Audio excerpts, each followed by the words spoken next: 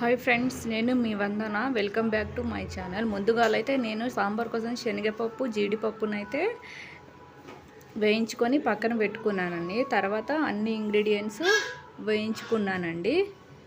వేయించుకొని ముందే మిక్సీ పట్టుకున్నానండి. ఎందుకంటే శనగపప్పు కొంచెం పెద్దగా ఉంటుంది కాబట్టి అది వేగడం అయినా మిక్సీ అవ్వడం అన్నా కొంచెం టైం పడుతుంది. రుచి లేకుంటే అన్నం ముద్దైనా దిగదండి. అలా రుచి లేని అన్నంని తినలేమండి, పడేస్తాము. సో అలాంటి దాంట్లో సాంబార్ అనేది కూడా ఒకటి. సాంబార్ కూడా రుచి లేకపోతే, సాంబార్ని చిన్న పిల్లల నుండి పెద్దవాళ్ళు అందరూ ఇష్టపడే వాళ్ళండి. ఆ రుచి లేకపోతే తినడం కూడా వేస్ట్ అండి.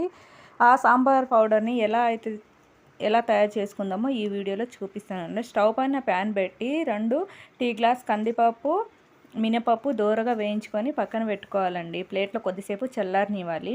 మళ్ళీ అదే ప్యాన్లో స్టవ్ పైన 3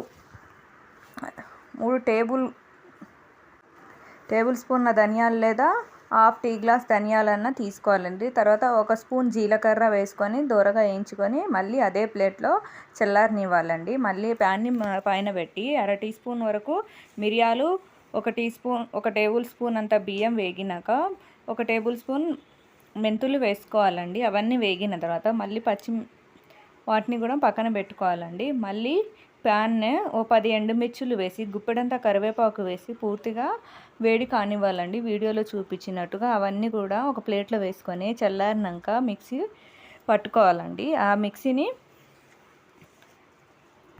మిక్సీలో పౌడర్ అనేది చాలా మెత్తగా రావాలండి. అదే పౌడర్లో 1 టీ స్పూన్ అంతా పసుపు వేయాలండి. పసుపు వేసి మెత్తగా పౌడర్ని కొద్దిసేపు ఆరనిచ్చి తర్వాత ఒక బాక్స్లో స్టోర్ చేసుకోవాలండి. 6 మంత్స్ వరకు అయితే ఉంటుందండి. ఇది లైక్ అండ్ సబ్స్క్రైబ్ చేయడం మాత్రం మర్చిపోకండి.